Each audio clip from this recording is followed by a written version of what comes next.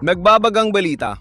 Kumpirmado ng tanggapan ng sheriff ng Pima County ang bagong impormasyon tungkol sa mga ransom note na bumabagabag sa kasong ito ni Nancy Guthrie.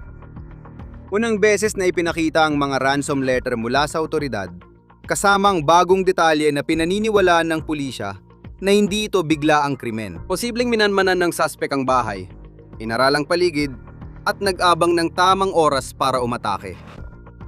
Breaking news edition ito ng On The Case mula Law and Crime. Ako si Chris Stewart.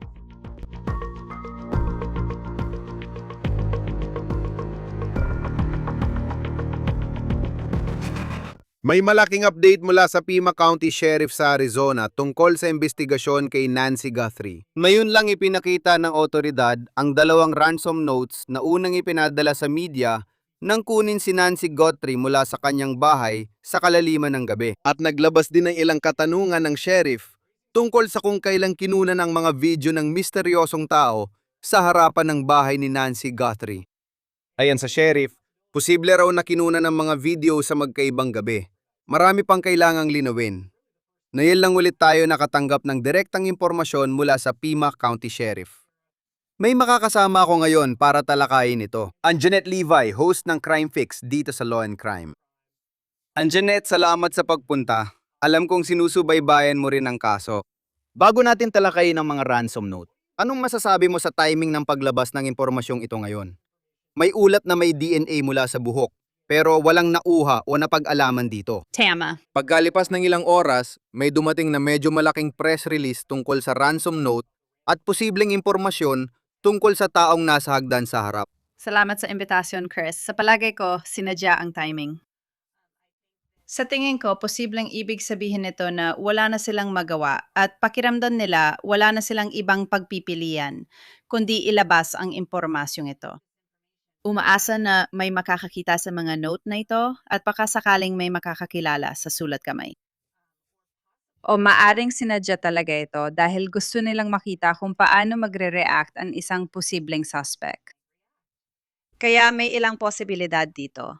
Ang katotohanang sinasabi nila na yung buhok na walang lumabas na resulta sa DNA ng buhok, napaka-interesante para sa akin. Napaka-interesante dahil parang umaasa talaga sila doon sa DNA testing na ginagawa nila doon sa buhok na yon, yung buhok na walang ugat. At parang wala namang nangyari doon, kaya sa tingin ko, magsasalita lang sila kapag pakiramdam nila ay makakatulong ito sa investigasyon. Dahil si Sheriff Nanos ay ilang beses lang nagsalita sa ilang lokal na media. Hindi siya gaanong nagbigay ng malaking panayam sa pambansang media kamakailan. Maaring may ilang dahilan kung bakit nila piniling ilabas ang material na ito ngayon. Oo, may isip ko rin si Sheriff Nanos kaugnay ng inilabas na video ni Savannah Guthrie. Naglabas siya ng video ngayong linggo na parang unang beses ulit matapos ang matagal, selfie style tulad nung simula ng investigasyon.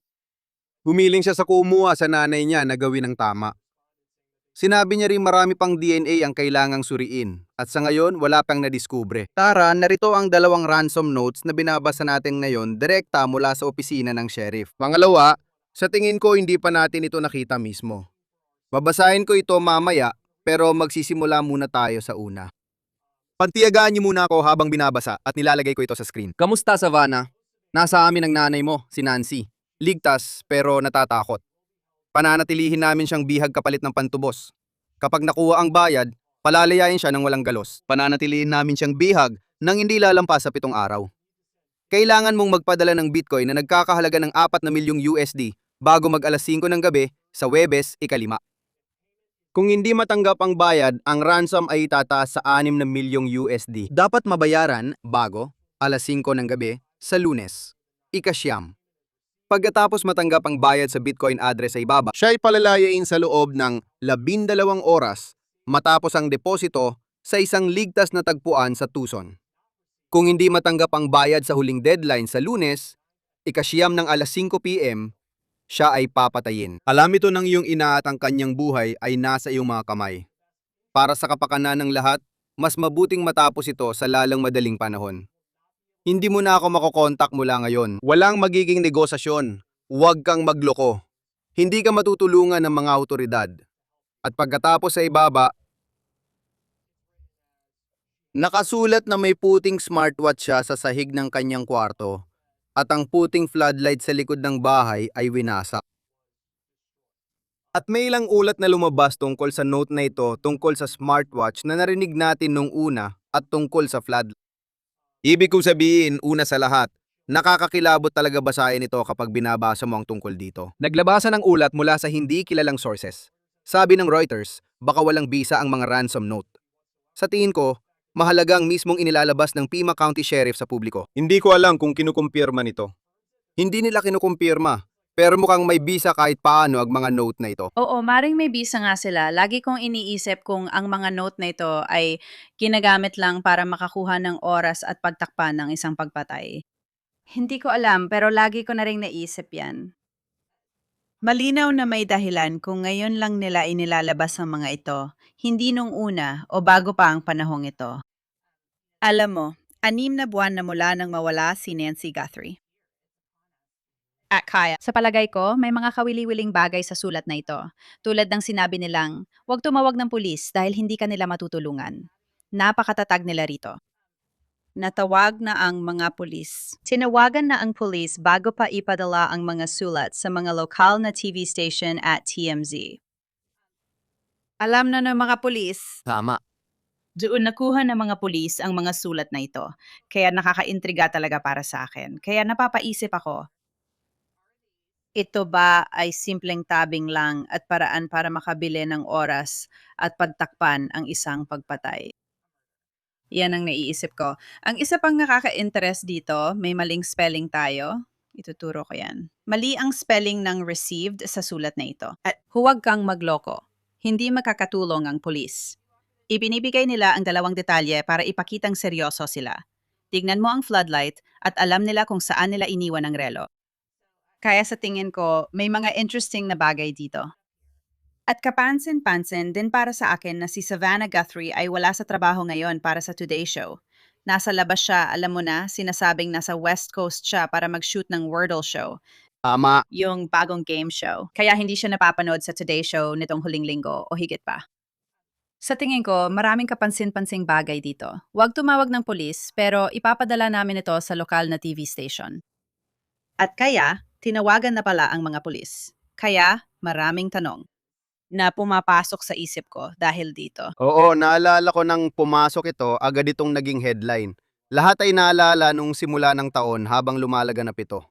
Para bang ito ang kwento ng taon at baka hanggang dulo, ito pa rin. Yung una talagang tumatak sa akin bago pa natin basahin ang pangalawa, USD. Sa tingin ko, hindi naman sinasabi ang USD kapag nasa US ka. Sasabihin mo lang, alam mo na, 10 milyon, 6 na milyong dolyar.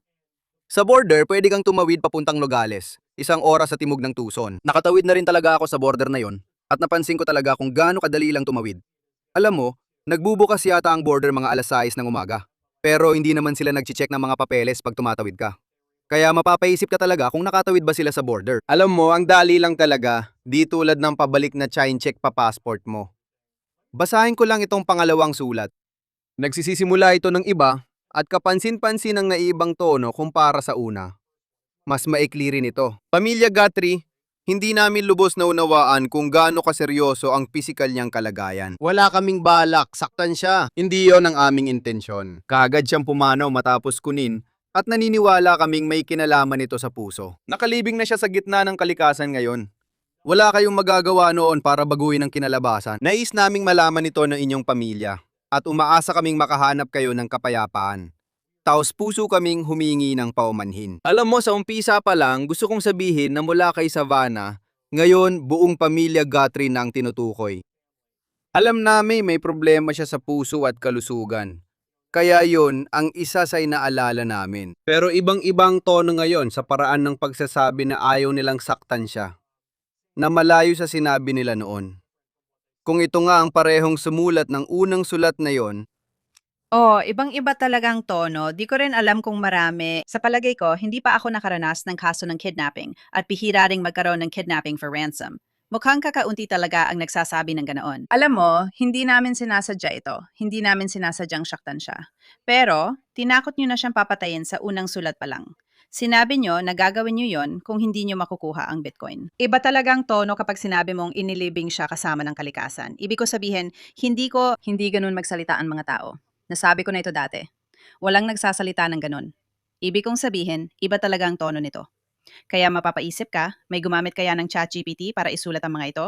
Alam mo yon, AI o kung ano man. Pero alam mo, talagang humihingi kami ng paumanhin. At wala ka namang magagawa, sabi mo kanina. Ayos lang sana kung binayaran niya ang milyong-milyong dolyar na ransom sa Bitcoin. Kaya nakakapagtaka ito para sa akin. At wala talaga itong sense para sa akin. Ito ay dalawang magkaibang estilo, dalawang magkaibang tono. At ginawa ba ito para subukang pagaanin ng loob ang isang tao sa pamilya o ang buong pamilya dahil hindi nila nabayaran ang perang iyon? At alam mo, pinapakalma mo ang isang tao. Para sa akin, ganyan ang gawa ng malupit na kidnapper. Hindi, at alam mo, dapat sinabi ko na ito nun pa. Ang unang sulat ay noong Pebrero 2. Tapos ang pangalawa ay dumating noong Pebrero 6. Kaya 4 na araw ang pagitan. Parang direkta kang nakikipag-usap sa pamilya Guthrie. Pero sa Cold Television at TMZ mo naman ito ipinapadala. Tama. Isang napakakaibang pagpili ng mga media outlet na padalhan nito, lalo na kung sinusubukan mong aliwin ang isang pamilya, pero inilalabas mo pa rin ito sa publiko ng ganoon. Kung totoo ito at di pa kinukumpirma ng pulisya. Sabi nila Mayo pa. Sa tingin ko, kaya nila inilalabas ito sa publiko, isinulat nila sa press release. Galing ito sa sheriff. Sinasabi nila na ang mga komunikasyong ito ay nagpapakita ng kakaibang pattern ng pagpili ng mga salita, syntax at paraan ng pagpapahayag na sumasalamin sa natatanging estilo ng manunulat. Nagbibigay din ito mahahalagang pananaw sa pag-iisip, motibo, at pagbabago ng tono ng tao sa pagdaan ng panahon. Kaya inilalabas nila ito para makita kung may makakakilala. Sa tingin ko, mas malakas ang panawagan sa publiko pagdating sa video na pag-uusapan natin. Oo, kakaiba talaga ang paraan ng pagsasalita. Sinabi rin nila na sa Tucson naman.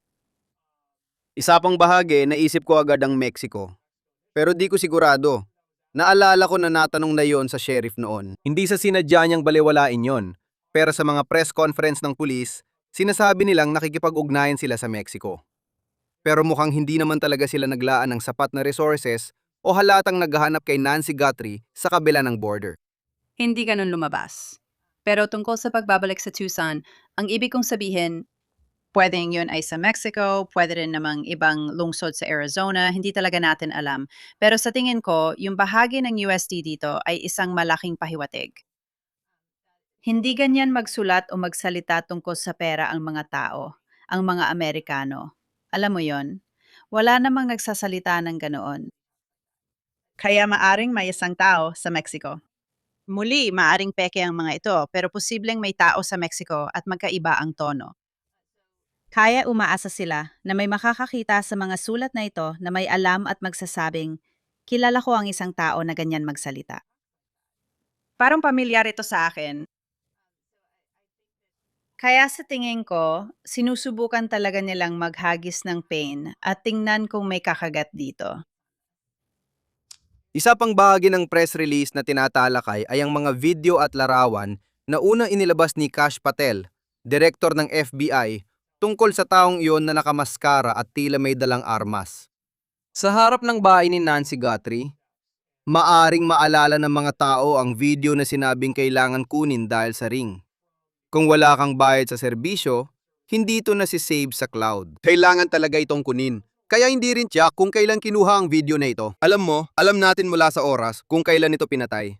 Pero pagdating sa kung kailan talaga kinunan ang video at kung kailan naroon ang taong ito sa harap ng bahay niya, hindi yon malinaw. Ngayon, ayon sa kanila, dalawang video mula sa doorbell camera ni Nancy ay maaaring mula sa magkaibang araw. Mahalaga ang mga video para maintindihan ang kilos at desisyon ng di pa kilalang lalaki. Ipinapakita ng mga ito na naghanda siya para sa pangyayari noong gabi ng Enero 31 hanggang Pebrero 1 na nakakakilabot isipin na hindi lang ito basta nangyari. Kasi may teorya noon na baka napadaan lang sila sa bahay, na baka pagnanakaw lang ito. Di nila alam na andoon si Nancy. Kung totoong nangyari ito sa dalawang magkaibang gabi, ibig sabihin mas pinagplanuhan talaga nila ang pagtutok sa target kaysa iniisip ng iba.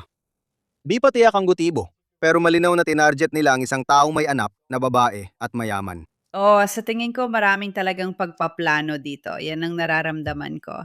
Yung mismong katotohanan na pupunta ka doon bago mangyari ang krimen para suriin ang lugar at alamin kung ano ang haharapin mo. Nakakainteresado talaga yon para sa akin. May mga naunang ulat sa kasong ito gaya ng sabi mo kanina na batay sa mga source. Pinag-uusapan paano ito nangyari. May mga sangkot sa investigasyon na naniniwalang ipinadala talaga ang mga note na ito. Yung mga video ay galing sa iba't ibang petsa. Kaya sa tingin ko, nakakakilabot talaga gaya ng sabi mo. Yung tao, si Porch Guy, nakita na natin sa video at malapitan ng larawan niya, pati ang bigote sa ilalim ng mask. Para sa akin, isa siyang tuso at kalkuladong tao. Hindi siya mukhang, alam mo, hindi siya mukhang balisa. Yung pag-abot niya sa mga halaman ay kakaiba at parang walang saysay para sa akin. Pero ito ay, para sa akin, ito ay nagsasaad ng premeditation at maagang pagpaplano. Kaya sa tingin ko, hindi lang ito basta nagkataon. At muli, maaring tinatakpan lang ito para sa isang pagpatay. Hindi pa natin alam. Marami pa tayong hindi alam. Maraming impormasyon na inilabas nila, pero malinaw na napakarami pang impormasyon na wala pa tayo sa kasong ito. At saka hindi rin natin alam kung ano ang naging direktang linya ng komunikasyon sa pamilya Guthrie. Sa pamamagitan nito, hindi natin alam kung sino ang nagpadala ng mga sulat na ito o kung lehitimo ito. Alam mo yon, baka may hiwalay silang linya ng komunikasyon sa mga Guthrie simula pa noon. At kaya siguro si Savannah, hindi ko sinasabi, pero baka kaya may lumabas na video ngayong linggo. Hindi natin alam kung bakit niya pinili ang particular na sandaling yon para ilabas ang video na yon na muling tumatawag sa taong ito ngayong linggo. Naglabas ang mga deputy ng Pima County ng panibagong pahayag. Umaasang muling mapanood ng tao ang video na posibleng mula sa dalawang magkaibang gabi. Parang sinasabi nila, may isang tao dyan na may alam, na hindi naman bago. Pero naglista sila ng isang kawili-wiling koleksyon ng mga paraan. Maaring ito ang normal na paraan ng pagbibigay ng impormasyon kapag naghahanap ng posibleng sangkot sa krimen. Pero para mapaisip ang publiko tungkol sa mga tao, lalo na kung taga Tucson, Pima County o saan mang lugar ka. Kapag napansin mong nagbago ang kilos ng isang tao, maaaring senyales ito na sangkot sila. Kaya babasahin ko ito. Sinasabi nila ng pagbabago sa mood, pagkabalisa, nerbiyos, iritabilidad, at pagbabago sa itsura tulad ng pagbabago sa kulay o gupit ng buhok, at pagtubo o pag-ahit ng balbas o bigote ay mga palatandaan. Hindi maipaliwanag na sugat, hiwa, pasa at buda po nung huling nakita si Nancy. Pagbabago rin sa normal na gawain gaya ng pagliban sa trabaho, klase o appointment. Biglang pagalis sa panahon ng pagkawala niya, paglilinis o pag-aayos ng sasakyan, at hindi maipaliwanag na kawalan ng interes sa kapitbahayan ni Nancy Guthrie. Kapansin-pansin ang labis na interes o kawalan nito sa investigasyon o di maipaliwanag na kaalaman sa sitwasyon. Kapag binasa mo ito, marami kang mapapansin. Parang nakita na natin ito sa mga kwento noon kung ano ang dapat hanapin. Naisip ko lang, alam mo, ngayon nare-realize ko habang sinasabi ko to, 6 na buwan na pala mula nang nawala siya. Parang, nasaan ito, 6 na buwan na ang nakalipas. Bakit na yun lang sila nananawagan? Naglabas sila ng mga video at parang tumigil na ang mga press conference. At ngayon, 6 na buwan nang lumipas, nag-aalala ka na baka nandito na lang talaga sila sa puntong umaasa na lang sila na may tumawag na magbibigay ng tip na makakalutas sa kasong ito. Maaring iyon na lang ang pag-asa nila. Senyales na ng desperasyon. Posible talaga ito, lalo pat ika-6 na buwang anibersaryo na ngayon. Alam nilang may media coverage, 6 na buwan na baka wala pa silang matibay na lead, kaya sinasabi nila, ilalabas na lang natin ito at tignan kung anong mangyayari dahil kailangan na talaga natin maresolba ito. Sa tingin ko, napaka-interesante ng video mula kay Savannah kamakailan, Chris. Ikaw ang nagbanggit noon. Yung katotohanan parang may kinakausap lang siyang isang tao. Parang may tinutukoy talaga siya. Kaya alam mo, hindi ko alam sa'yo, pero palagi kong iniisip na higit sa isang tao ang sangkot dito. Kaya siguro parang iba-iba ang dating ng mga sulat na ito, na parang totoo at tunay talaga sila. Kaya sa tingin ko, kinakausap niya yung isang tao na sa palagay niya ay may malasakit at puso. Habang yung unang tao na maaring sumulat ng unang sulat ay wala nun. Kaya umaasa siya na matatahuhan yung taong yon. Sinasabi rin niya na hindi pa huli ang lahat para gawin ang tama. At umaasa siyang tatawag yung taong iyon. At malinaw na nakikita niya na itong taong ito, kung siya nga ang sumulat ng sulat na ito, may kaluluwa at may malasakit. Maaring nagmamalasakit siya kay Savannah sa kahit anong antas. Ibig kong sabihin, hindi ko alam kung ano ang iniisip mo tungkol dito, pero ganon ko ito nabasa. Tama. Iniisip mo rin na may network ang lahat. Lahat ng tao, kahit magulang lang nila, may network at may isang tao roon na sana may malasakit kung may alam sila.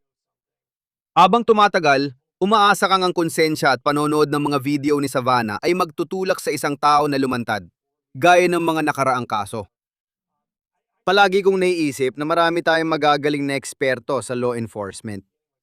Naalala ko nung lumabas yung video ni Porch Guy. Maraming dating FBI agents at pulis ang nagsabing baguhan lang itong tao, lalo na dahil sa backpack niya. Parang nakamaskara siya pero kita pa rin ang ilang parte ng mukha niya.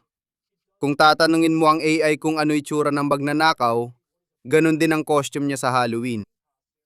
At kahit ganun, lahat ng tao mula kay Donald Trump, Kash Patel, pati na rin ang mga resources ng FBI ay nagtutulak nito. Lahat ng iba't ibang ahensya na ito ay parang todo effort sa paghahanap nito. At nakakagulat lang isipin na 6 na buwan nang lumipas, nandito pa rin tayo. Parang ngayon, nasa punto na tayo na kapag may nakita ka, magsabi ka agad. Malapit na rin tayong mahanap si Nancy Guthrie. Oh, at iyon talagang kailangan, dapat kinakain na ng konsensya. Kung totoo ang ikalawang sulat at inilibing na sa kalikasan, pasensya na, wala ka sanang nagawa. Dapat kinakain na ng konsensya ang isang tao. Siya ang tinutukoy nila sa binasa mo. Yung mga pagbabago sa ugali, pagkabalisa, biglang interes sa lugar ni Nancy Guthrie. Tapos, biglang nawawala. Ibig kong sabihin, posibleng kinakain talaga ng konsensya ang sinumang sangkot dito. At yan ang inaasahan nila. At tama ka, lahat ay nasangkot dito. Pero sa tingin ko, may mga pagkakamali sa simula pa lang. Alam mo, sinabi ni Sheriff Nanos na tinawagan nila ang FBI. Pero si Kash Patel, alam mo, may palitan ng maaanghang na salita sa pagitan nilang dalawa. Sabi niya, 4 na araw bago sila pinapasok, kaya nawala ang mahalagang oras nila. Kaya, alam mo, nakakagulat para sa akin na wala pang malaking progreso sa pag-aresto. Pero Chris, hindi pa rin natin alam. Hindi natin alam kung may minamanmanan na silang ilang o desperado na lang sila ngayon. Tama. Dapat din natin silang bigyan ng benepisyo ng pagdududa habang nagtatrabaho. Nariyan si Sheriff Chris Nanos sa Pima County na binabatikos at may mga ulat ng tensyon sa pagitan ng FBI at Pima County Sheriff's Office. May tanong kung nagtutulungan sila kahit may task force. Ano masasabi mo rito? Kasi kapag tiningnan mo ito, mapapaisip ka. Parang ang FBI talagang humahawak sa bahagi ng video at sinusubukang alamin kung saan matatagpuan ang Bitcoin wallet na ito. Gaano ka-involved ang Pima County Sheriff sa digital forensics ng kasong ito? Lalo na sa digital na ebidensya tulad ng ransom note at pinagmulan nito. Pati na rin kung saan nanggaling ang mga videong ito. Ano masasabi mo na Sheriff's Office ang naglabas ng impormasyong ito ngayon? Sila ang pangunahing ahensya. Sumusuporta lang ang FBI. Ang FBI ang may lahat ng kaalaman pagdating sa electronics at mga resources para suriin ang lahat ng mga bagay na yon. Pati na rin ang cellphone triangulation data at sa pagping ng mga tower. At alam mo, ang CAS team ng FBI, may lahat silang resources, pero ang Pima County Sheriff pa rin ang namumuno sa kaso. Tinutulungan lang sila ng FBI at nagbibigay ng resources. Ang task force, alam mo, sinabi sa akin ng personal na yung orihinal na detective na namamahala dito ay pinalitan na ng mas veteranong investigador. Yun ay naging pagkakamali sa simula at ngayon ay natutulungan na sila, lalo na yung mga miyembro ng task force, na magkasamang nagsisikap na maresolba ito.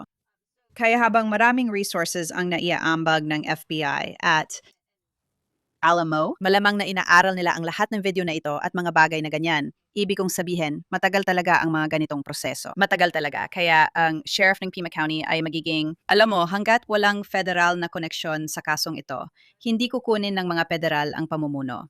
Ang opisina pa rin ng sheriff ang nangunguna. At sila pa rin ang, alam mo, ang namumuno sa investigasyong ito. Hanggang malaman natin na baka may isasampang federal na kaso. Kasi sa ngayon, wala pang koneksyon na nagpapakita na dapat ang FBI ang mamuno sa investigasyong ito. Oo, titingnan natin kung ano ang susunod na mangyayari. Nakakagulat talaga. 6 na buwan na ang lumipas, patuloy pa rin ang paghahanap kay Nancy Guthrie. Si Ann Janet Levy, host ng Crime Fix dito sa Law and Crime. Palagi kang mahusay sa trabaho mo. Maraming salamat sa pagsama sa akin para pag-usapan ito habang patuloy nating sinusubaybayan ang kasong ito. Oo, salamat sa pag-imbita sa akin. Pinahahalagahan ko ito. Bago magtapos, ipapakita ko ang mga numerong ito sa screen. Kung may alam kayo tungkol sa kinaroroonan ni Nancy Guthrie, tumawag sa 1800, tumawag sa FBI, o 88 crime, maaari kang manatiling hindi nagpapakilala. At dito nagtatapos ang episode na ito ng On The Case na inihahatid ng Law and Crime. Mag-subscribe sa amin sa YouTube at Spotify. Mapapanood na rin kami ngayon sa Peacock. Ako si Chris Stewart, hanggang sa susunod.